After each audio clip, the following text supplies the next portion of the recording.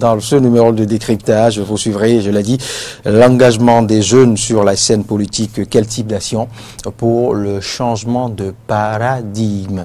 Vous savez, les jeunes ont une belle excuse que je me refuse de partager. Oui, ils sont laissés pour contre. Les vieux, les classiques se refusent de partir, de leur libérer le terrain. Et c'est ce pourquoi j'ai mal à m'entendre avec certains jeunes comme Barnabé Kouelo, par exemple, qui était sur ce plateau la semaine écoulée. Oui, les jeunes sont laissés pour compte, ils luttent certes, mais les anciens se refusent de leur laisser le terrain et ils se posent la question de savoir à quand la relève. Mais que font-ils réellement? Quelle est la participation des jeunes? Dans quel parti milite quel jeune et comment? C'est au fait cela la vraie question. Et c'est la question principale à laquelle répondront justement Paul Danongbe. Il est activiste sur les réseaux sociaux. Il a répondu présent. Bonjour Paul. Bonjour monsieur le journaliste. C'est un plaisir de partager ce moment avec vous et les téléspectateurs. Et le plaisir est partagé, rassurez-vous. Face à vous, Stéphane Tora, qu'on ne présente plus. Bonjour, M. Tora. Bonjour, Loris. Bonjour, Paul. Bonjour, aux amis téléspectateurs et auditeurs de soit Eden TV et Radio Diaspora FM. À l'avant-veille, je dirais, bien sûr, du nouvel arsenal juridique qui définit quelque peu la gestion des élections au Bénin. Je veux parler du code électoral et aussi de l'achat des partis politiques. Eh bien, nous avons eu à animer une série de débats ici qui font état de ce où les jeunes ont contribué sensiblement, par exemple, à l'avènement au pouvoir du président Patrice Talon, et que voilà, dans la constitution des blocs, aucune part belle n'est réservée à ces jeunes. Ils sont oubliés. Entre-temps, on aurait même appris que les jeunes se préparent à se constituer en un autre bloc, peut-être le 3e ou le 4e ou peut-être le 5e, qui sait. On attend toujours d'en avoir le cœur net. Et nous en sommes là maintenant à parler des principaux blocs. Le premier parti est né. On attend le second qui accompagnera le chef de l'État. Mais avant tout ceci, quelle est la participation des jeunes? Quel type d'action mener pour le changement de paradigme? Et comment les jeunes doivent-ils militer résolument pour se faire une bonne place dans le landerneau politique au Bénin? Stéphane Tora, l'engagement des jeunes sur la scène politique. Merci, Loris. C'est un thème qui accompagne la dynamique actuelle, la dynamique politique actuelle qui se vit dans notre pays. Et ensemble, nous allons décrypter ce thème-là pour permettre... On ne pourra pas le faire en une trentaine de minutes. Non, on ne pourra pas. Donc, on essaiera d'aborder quelques aspects. Quelques pans aujourd'hui qui terminent plus tard. Pour montrer que, au fait, les critiques formulées, les désolations exprimées par la jeunesse à l'endroit de la classe vieillissante n'a pas l'endroit des classiques n'a pas sa raison d'être, puisque lorsque ceux qu'ils critiquent maintenant viennent sur le même plateau, dans le même environnement, qui sont ceux-là qui accompagnent, qui les écoutent? C'est beaucoup plus les jeunes que les hommes ou bien les gens de leur rang. Alors pourquoi ces jeunes aujourd'hui se sentent beaucoup plus attirés ou bien beaucoup plus dans le discours de ces classiques-là? C'est parce qu'ils les prennent comme des dévanciers, des formateurs, des enseignants dans le domaine politique en quelque sorte. Donc, dire que la jeunesse n'est pas intéressée, dire que la jeunesse n'est pas associée à tout ce qui se fait, c'est peut-être trop dit. C'est peut-être inciter à ce que d'autres quittent la scène pour laisser place à la jeunesse. Il y a un grand politicien qui a dit sur un des plateaux télé que la place la place, ça se gagne. Que la jeunesse travaille pour pousser ceux-là à la sortie. Et qu'il n'y a pas de retraite en politique. Alors, lorsque nous tenons compte de ça, de ce grand-là, on devait se dire, à chaque fois, nous devons beaucoup plus nous battre pour pouvoir avoir la majorité. Nous devons défendre notre vision pour que la majorité de la jeunesse qui milite actuellement nous suive beaucoup plus au lieu de suivre ces grands qui ont beaucoup fait, beaucoup fait pour la classe politique. Je crois que dans l'évolution du débat, nous allons beaucoup plus. D'accord. Paul Danobé, comment se comportent-ils ces jeunes dans la vie politique béninoise? Déjà, je voudrais dire d'abord que l'engagement sociopolitique, c'est l'un des plus grands socles sur lesquels reposent les plus grandes richesses que nous avons dans notre société. Et son importance est aussi cruciale que au plan social qu'au plan économique. Et aujourd'hui, il faut quand même accepter que les jeunes s'avancent sur le terrain politique et qui décident de se donner une certaine autonomie. Parce que on ne peut pas s'abstenir de le dire. Il y a pendant longtemps, cette même jeunesse-là, elle a été reléguée au second rôle. Elle a été laissée sur le tapis. Et je crois... On se plaît à le dire, mais pas... Non, vous savez, il faut faire le constat. Le constat, il est là. Et quand M. Torra disait tout à l'heure que en retraite et en politique, il n'y a pas de retraite, je suis tout à fait d'accord avec vous. Aujourd'hui, la politique que nos aînés nous ont enseignée, c'est la politique de l'intérêt individuel au détriment de l'intérêt collectif. Et je crois, ma foi, que l'engagement sociopolitique aujourd'hui doit être motivé par un certain nombre d'éléments. La conviction, le don de soi, se mettre au service du peuple, que de se servir. Le sens de sacrifice. Le sens de sacrifice. Et donc aujourd'hui, il faut souffrir quand même que ces jeunes-là réclament quand même cette place-là et qu'ils se disent prêts à accompagner et à se donner, à participer à la construction du bien-être social et général. Oui, moi j'ai du mal à comprendre cette phrase. Je l'ai dit tantôt, mais vous l'avez reprise tout à l'heure. Les jeunes sont laissés pour contre. Pour compte, pardon. Mais comment? Je vous l'explique.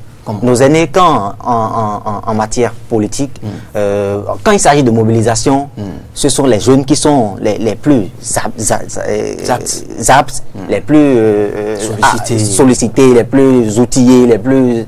vous voyez. Et vous n'allez jamais voir un aîné sur le terrain faire ce genre de travail. Pourquoi? Parce que les jeunes, on sait qu'ils sont dans le besoin, on sait qu'ils sont tenus par le chômage, on sait qu'ils sont tenus par un certain nombre d'appâts sur lesquels on compte pour les avoir. Et aujourd'hui, je suis satisfait de remarquer quand même qu'il y a quand même une relève de qualité qui est en train de se préparer. Et ce que je vous dis, c'est pas constat. Et je suis conscient de ce que je dis. Aujourd'hui, il y a une relève qui est en train de se préparer. Et tenez-vous tranquille, nous n'allons pas tout le temps rester dans nos... Et qui sait ou qu'est-ce qui s'était opposé à cette relève hier? Hier, vous savez, la facilité avec laquelle les jeunes s'intéressent à la chose politique aujourd'hui, cette facilité-là, elle n'était pas remarquée autrefois. C'est depuis, je crois, c'est le constat que moi, personnellement, ce que je dis n'engage que moi, c'est le constat que moi je fais depuis le 16 avril 2016, à l'avènement du pouvoir actuel. C'est ce pouvoir-là qui a quand même levé le voile sur un certain nombre de choses qui étaient longtemps restées dans les ténèbres. Et aujourd'hui, les jeunes, ils ont remarqué beaucoup de choses, ils sont conscients d'un certain nombre de réalités, et ce sont ces réalités-là qui les amènent à vouloir se donner une autonomie, à vouloir se battre eux-mêmes pour leur génération. Le combat que nous menons, ce n'est pas un combat générationnel.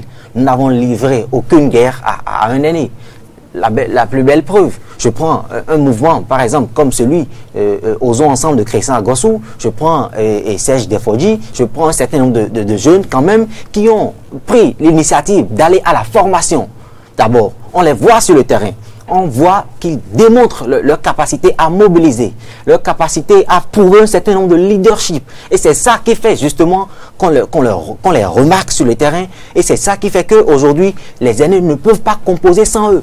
Parce qu'ils sont arrivés à imprimer une marque. Vous voulez que je vous repose ma question? Oui.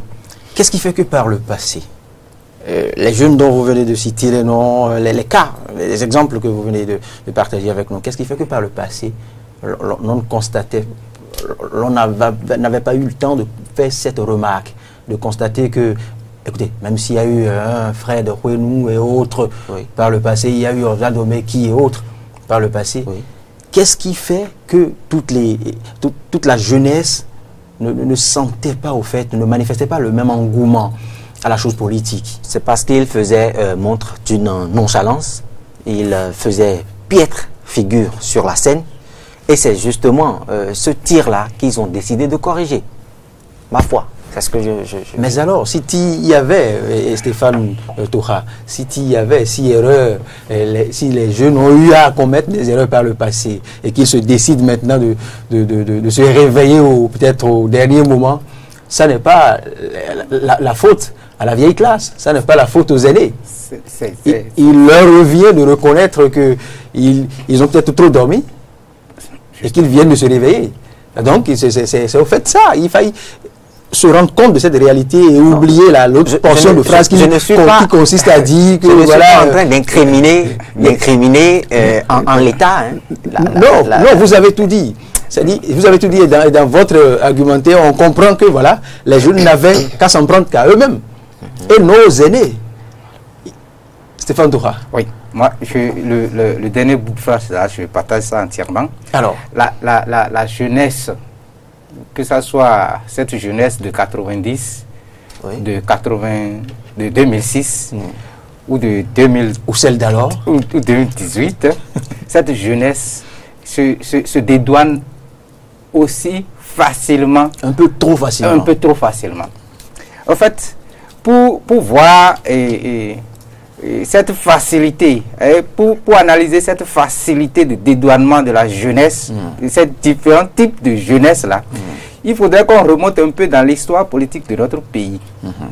Et cette histoire politique, quand je parle de l'histoire politique de la jeunesse, du militantisme dans notre pays, quand on prend cette histoire-là, on ne voit que ceux qu'on appelle classiques maintenant là, on ne les voit, on ne voit que ceux-là en train d'agir pour le bien commun, en train de poser des actes, que ce soit de défense de la classe estudiantine, que ce soit de défense de la classe laborieuse, de la masse des travailleurs, que ce soit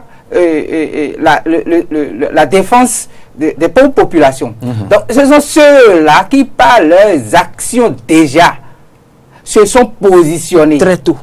Et vraiment très tôt. Donc, lorsque nous prenons en compte cette histoire-là, et qu'actuellement, ils continuent de jouer ce qu'ils avaient entamé comme rôle, on ne peut pas les condamner.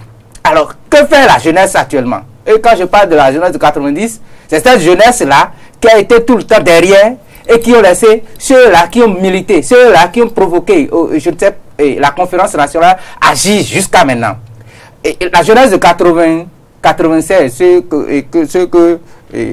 là où est sorti relève de qualité, là. Cette jeunesse n'est que une frange de ceux qu'on a intéressés pour occuper une place dans l'arsenal économique de notre pays, pour occuper un pan de ce qui génère de la ressource pour le pays.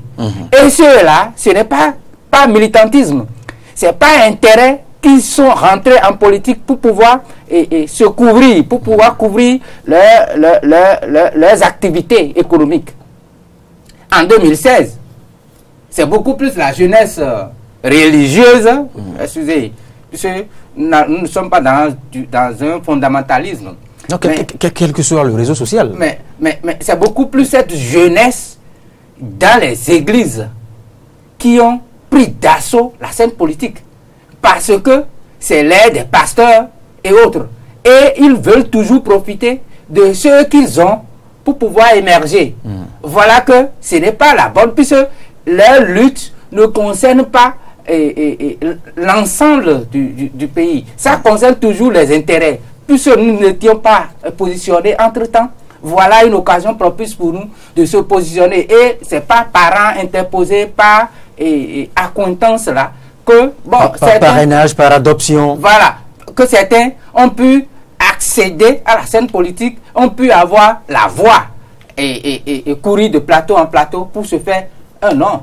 2016 et consorts sont passés. Et on les voit pratiquement pas. Je ne suis pas d'accord avec maintenant, vous. Je ne partage pas votre avis. C'est votre droit. Heureusement que c'est mon avis. Oui. Voilà. Maintenant, il y a une sorte d'engouement à la chose politique.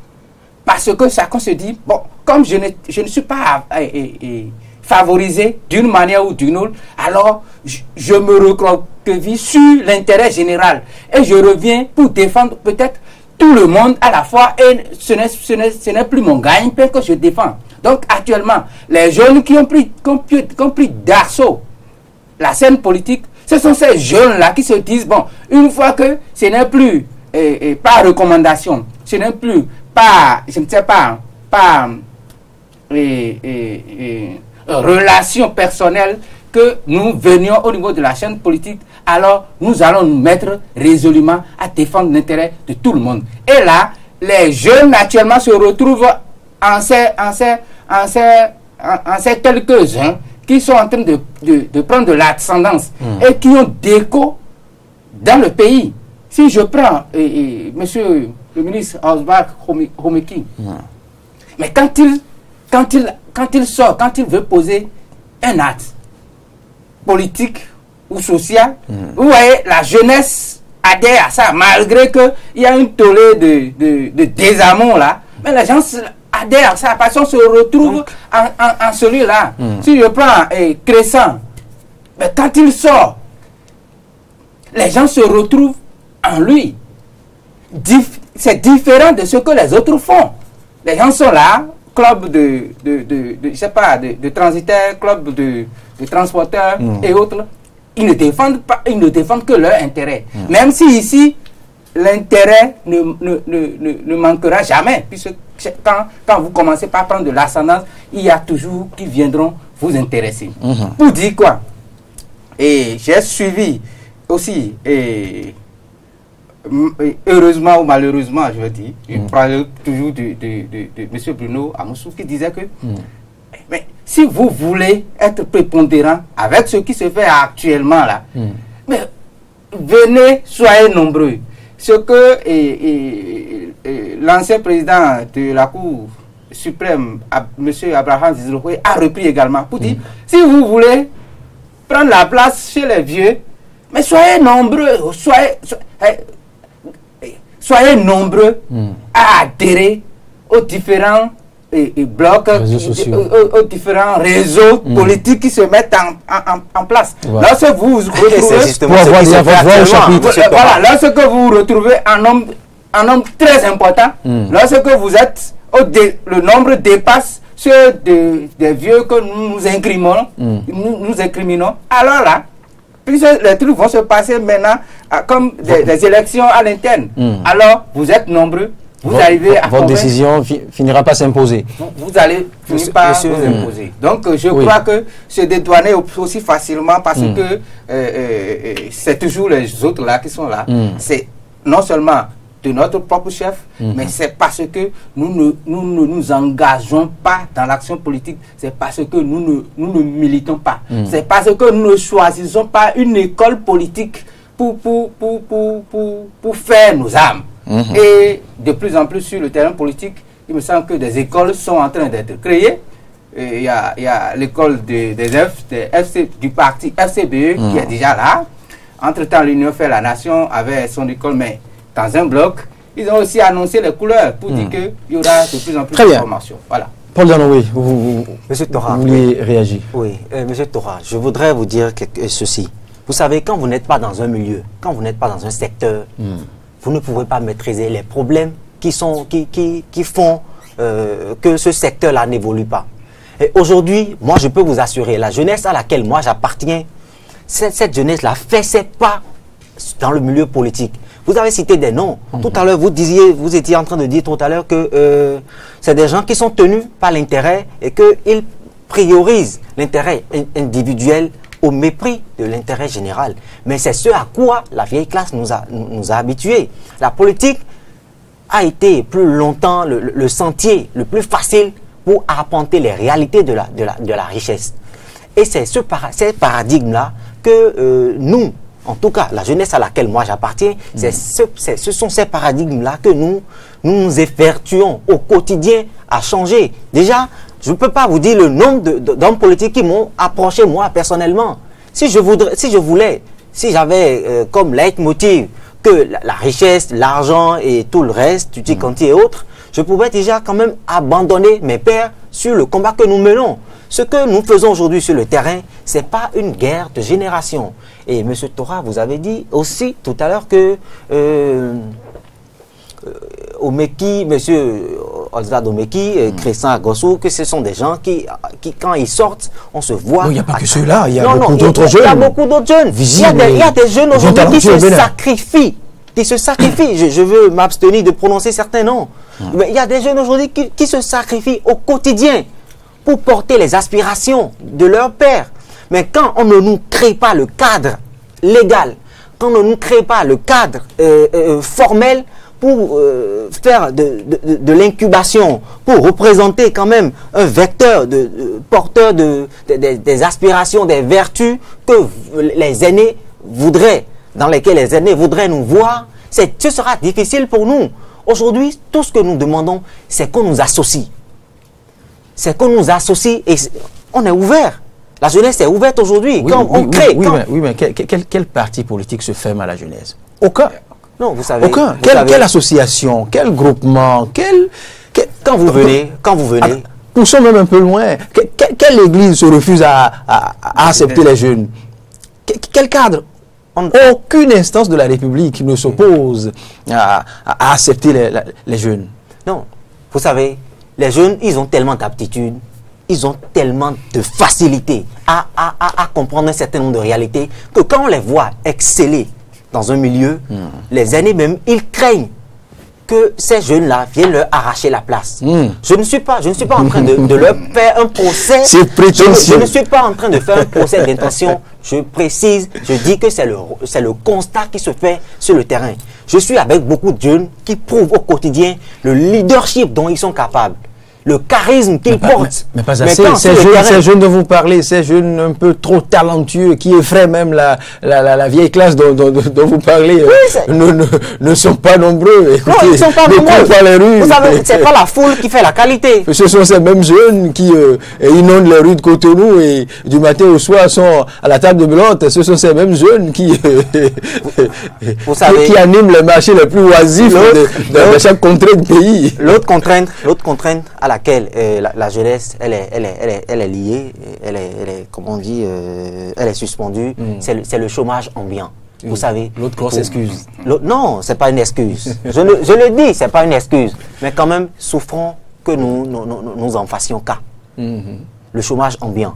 Vous savez, vous aurez eu le leadership qu'il faut, le charisme qu'il faut, la capacité de mobilisation qu'il faut, mais quand vous n'avez pas un peu, je vous dis, un peu de moyens pour étayer vos actions sur le terrain, vous ferez toujours piètre figure, vous ferez toujours piètre prestation. Et ce sont ces paradigmes-là que nous attelons à corriger aujourd'hui de façon à avoir une certaine autonomie financière pour pouvoir rendre beaucoup plus visibles nos actions sur le terrain. À entendre Paul Danogbe, il appartient à la bonne classe, à la classe des bons jeunes. Enfin, des jeunes consciencieux qui participent, oui, qui se réclamera de la catégorie contraire. Personne. Je vous le dis tout de suite. Oui. Maintenant, le comble, c'est que je me refuse, moi, de continuer à partager la position de ces jeunes qui rêvent, qui croient en une génération spontanée, qui pensent que, voilà, puisque nous sommes en 2018, bientôt 2019, on parlera d'une nouvelle législature. Est-ce qu'il faudra voir encore ces anciennes têtes? Pourquoi ne pas les balayer? Pourquoi ne pas les enlever? Non, je ne suis pas dans cette dynamique, moi. Moi, personnellement, je ne suis pas dans cette dynamique. C'est pour ça qu'à l'entame de l'émission, je disais quand même qu'il était impératif pour nous aujourd'hui de nous investir dans la formation, de nous accommoder, de nous apparenter aux réalités du landerneau politique dans notre pays. Je ne suis pas en train de porter un réquisitoire sur la présence un peu plus la présence des vieux qui devient des aînés, je m'excuse, la présence des aînés qui devient peut-être de trop. Vous savez, à la législature, à l'Assemblée nationale, il y a des députés qui sont là depuis la première législature, s'il vous plaît. C'est pour ça que nous, quelque part, moi j'ai salué la réforme du système partisan, j'ai salué la nouvelle charte des partis politiques qui crée des blocs pour quand même participer activement à la recomposition de la classe politique. Parce qu'il y a eu pendant longtemps des partis politiques claniques, des partis politiques qui sont vus, qui sont appréciés à la tête de leaders qui les dirigent. Et aujourd'hui, ce nouvel dynamisme-là est en train d'être impulsé dans le milieu pour quand même que nous atteignions, pour que nous arrivions à la recomposition effective de cette classe. Donc je ne suis pas en train de dire que les jeunes aujourd'hui, bon, il y a une génération spontanée et que les élections législatives qui sont à l'horizon, que les jeunes veulent envahir l'Assemblée nationale. Non, je ne suis pas... c'est un souhait.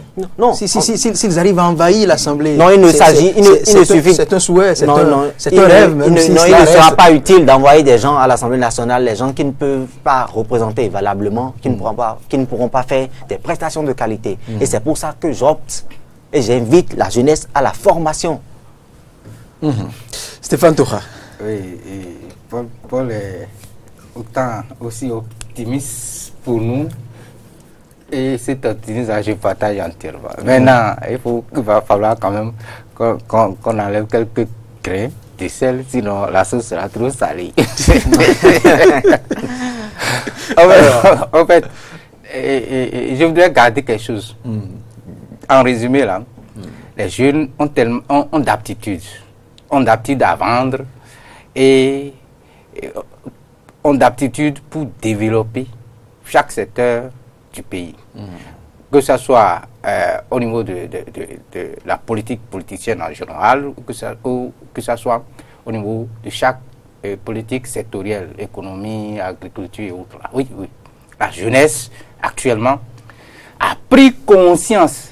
Ce n'était pas que ça n'existait pas. Et là, vous me rejoignez. Non, mais je n'étais pas de loin de toi avant. La jeunesse a pris conscience de plus en plus. Et je dis, pourquoi cette prise de conscience? C'est parce que la politique actuelle est faite de telle sorte que personne n'est favorisé au détriment de l'autre. Si bien que on se retrouve conscient de ce que nous sommes les mêmes en matière d'égalité, je ne parlais pas de chance, en matière de citoyenneté, nous sommes revenus mêmes. Il n'y a pas qu'on avantage un au détriment de l'autre. Là, le combat devient commun. Or, avant, ce n'était pas ça. On vient, on pique quelqu'un, et celui qu'on pique généralement dans cette jeunesse-là, c'est celui qui est plus proche de sa famille, ou si celui-là ne porte pas le même nom. D'accord, ça peut être le même nom. Non.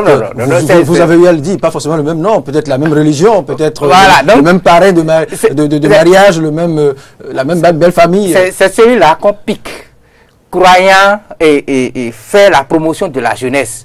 Or, au contraire, c'est que c'est un retour d'ascenseur, un essuie-glace, ça prend, ça revient, quoi. Maintenant, la jeunesse actuellement, et et ceux dans lesquels on se retrouve souvent là, c'est ceux-là qui font un combat national, un combat pour l'intérêt de tous.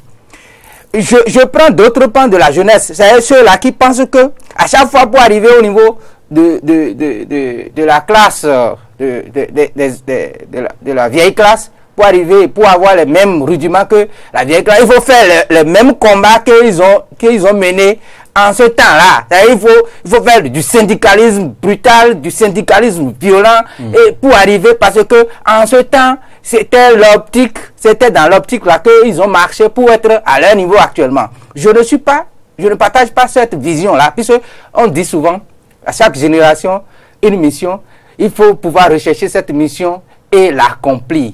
Mais l'accomplir comment? Ce n'est pas l'accomplir parce que les autres ont eu un processus, une procédure pour pouvoir accomplir cette mission qu'ils ont découvert en leur temps là, que nous-mêmes nous allons mettre sur leur même voie pour y aller.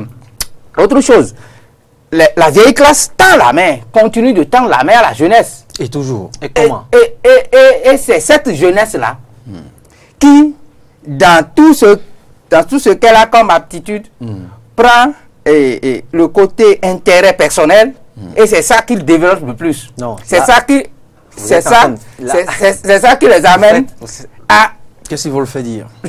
Parce que, regardons les jeunes qu'on a pu favoriser, qui ont pu obtenir un poste de responsabilité. Regardez comment regardez leur gestion. Regardez leur gestion. Allons dans leur gestion pour voir qu'est-ce qu'on réclame, qu'est-ce qu'on réclame des vieux. Si on demande que les vieux soient beaucoup plus sages pour passer la main, et que la jeunesse qu'on veut promouvoir, c'est une jeunesse qui présente une face encore plus immonde que la classe vieillesse là. Des attitudes de magouille plus chroniques, vous voulez dire? Dans ce cas-là, on ne peut pas. Vous n'en avez pas? Non. Regardons ce qu'on traîne souvent vers nos tribunaux actuellement. Non, M. Tora, moi je voudrais me permettre l'outrecuidance de vous demander de nous citer des exemples. Parce que là, vous êtes en train de faire un procès d'intention à cette jeunesse. J'ai bien dit que regardons la plupart des gens qu'on traîne devant les tribunaux par rapport aux crimes économiques et autres. Il n'y a que des jeunes, vous voulez dire? Moi, je n'en connais pas. Moi, je n'en vois pas. L'autre chose, je n'en connais pas. L'autre chose, nous donnons le mauvais plaisir de dire le chômage. Le chômage n'a rien à voir avec le militantisme politique. Ce n'est pas de l'argent qui fait de la politique. Donc vous pensez qu'un bon chômeur, peut faire un bon militant? Le chômeur fait quoi pour demeurer chômeur depuis longtemps? Il va prendre la retraite. Le chômeur fait quoi?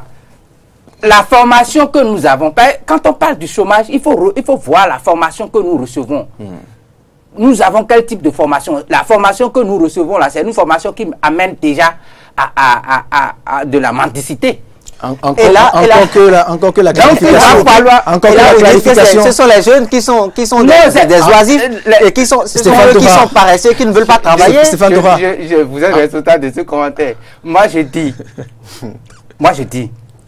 l'excuse du chômage là, non, on ne doit pas aller dans cette excuse là, parce que pourquoi les autres travaillent et que à chaque fois c'est des gens qui se disent nous ne trouvons pas de travail. Ont-ils cherché le travail? Ce n'est pas forcément vous avez une formation là. Pas ce matin. Il nous faudra plus tard. Stéphane Tora. La formation que nous avons.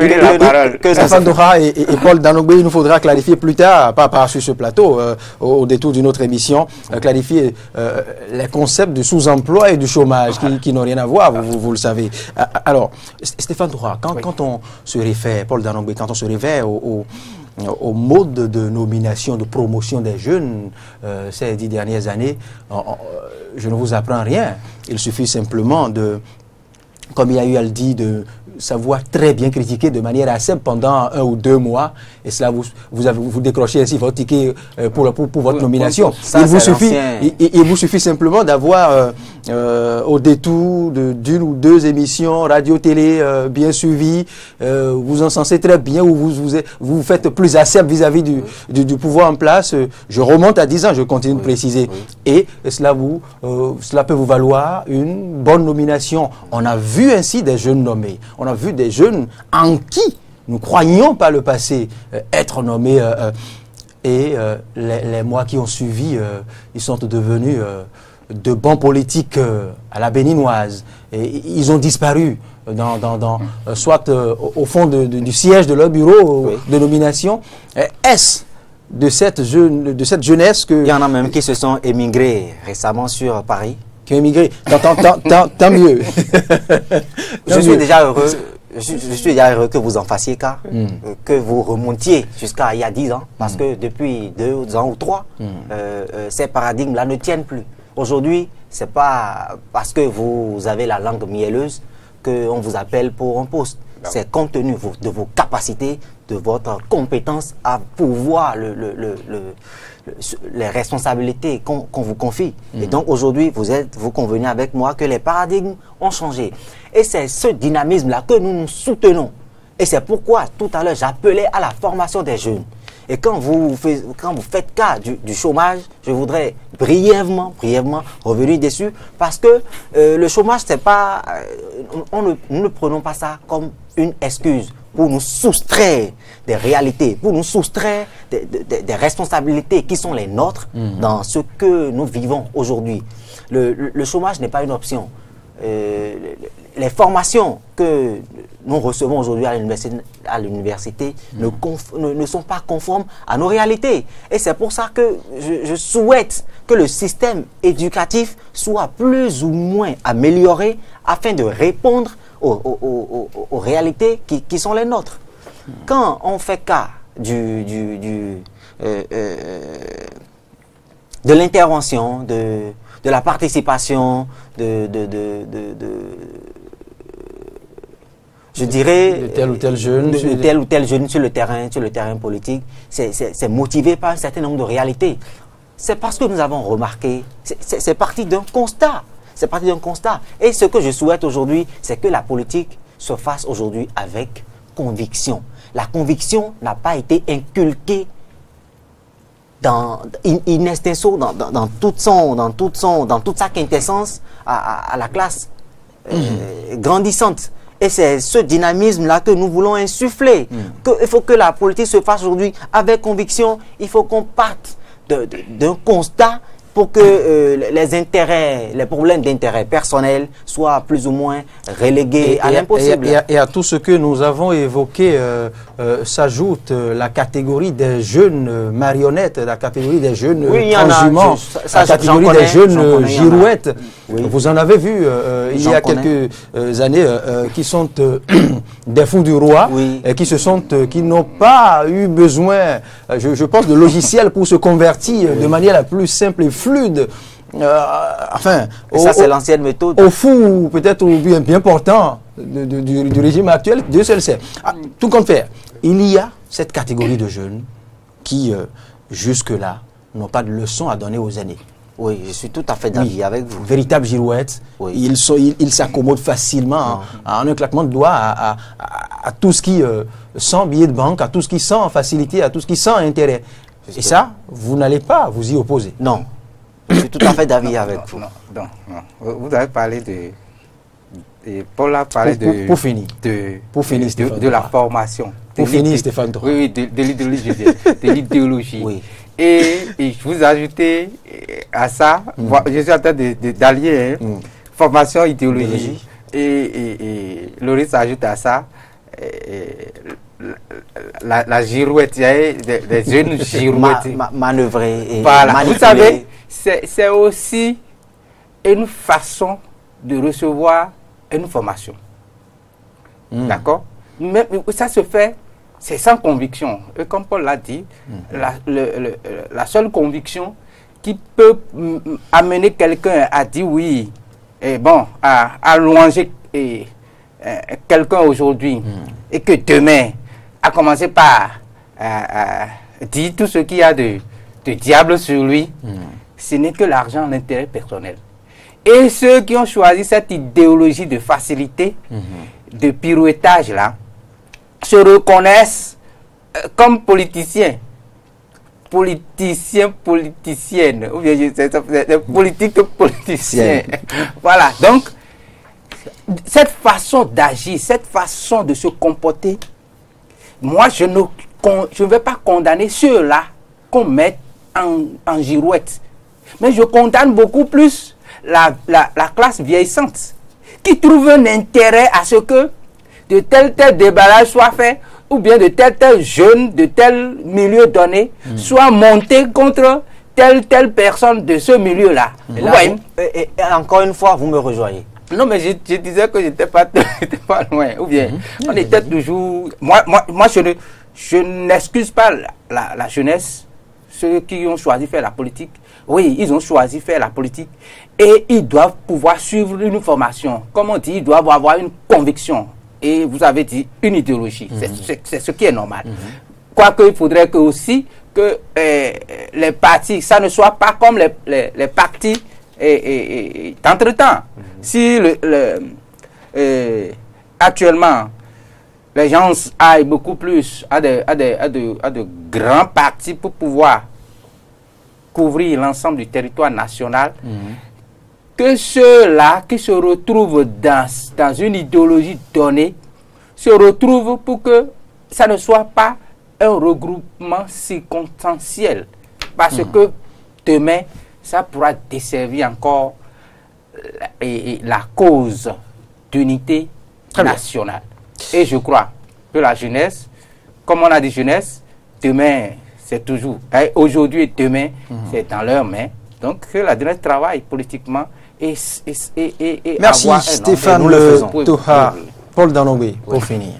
Pour finir, moi je voudrais lancer quand même une invite à cette jeunesse-là qui s'engage activement sur le terrain politique à faire preuve d'une certaine conviction, à prôner une certaine idéologie. On l'a souvent dit. De façon à changer qualitativement. Il faut maintenant mettre ça en pratique. De façon à changer qualitativement les paradigmes qui longtemps ont plombé l'ardeur de cette classe politique qui a voulu quand même donner du poids au développement qui restera général et commun. Et oui, moi je voulais peut-être vous étonner. Vous disiez tantôt que voilà qu'il ne faille pas condamner les jeunes qui servent d'échelle aux aînés, à la vieille classe politique, mais qu'il faille plutôt condamner ces aînés. Quel est l'objectif premier que visent les promoteurs des partis familiaux d'hier et les présidents des grands partis que nous aurons à compter de maintenant dans la dynamique de la nouvelle charte des partis politiques? L'intérêt, c'est d'avoir beaucoup de militants. Oui. Et s'il faille passer par cette jeunesse dont il y a une bonne partie qui manque de conscience, dont s'il faille profiter pour avoir plus de militants, eh bien, les jeunes, les aînés ne vont quand même pas s'en priver. Et donc, il revient aux jeunes d'éveiller notre conscience, de sensibiliser les nôtres, que ce soit lettrés ou non, à Cotonou ou dans les contrées reculées, il nous revient de nous réveiller de notre long sommeil et non rester là à condamner, à continuer à condamner. En fait, cette vieille classe, enfin la classe politique dite vieille, c'est surtout ça. Ce ne sont pas les aînés seulement qu'il faille condamner. Je voudrais vous rassurer que moi je fais partie d'une jeunesse qui est totalement lucide, assez outillée, éclairée, et pour pouvoir combattre Paul Danogbe, les manipulations. Et ceux qui seront manipulés en temps opportun. Paul Danongbé, cette jeunesse consciente à laquelle vous appartenez, jusqu'à quand le sera-t-elle? Jusqu'à quand? Jusqu'à la porte d'une nomination, sûrement jusqu'à la porte d'une promotion, jusqu'à la porte d'une bonne proposition. Et peut-être on pourra voir plus tard cette lucidité s'émousser, prendre voile. Je vous en donne la garantie. Je vous en donne la garantie. Bonne journée. Merci beaucoup. Une bonne dalle. Merci à Stéphane Dora, parce qu'on a vu par le passé des jeunes incisifs, des jeunes vigoureux, on en a vu, je ne veux pas citer des noms, des jeunes pas si jeunes que ça, certes, une fois dans les fauteuils feutrés des ministères. Et on se pose quand même de savoir si c'est la même personne c'est la même personne qu'on a affaire. On se dit, mais est-ce que c'est le même qui est militaire pour les droits humains, militaire pour la cause de la société, des citoyens, qui, une fois devenu ministre ou tel directeur, eh bien, change littéralement. C'est aussi cela la chose. Bonne journée.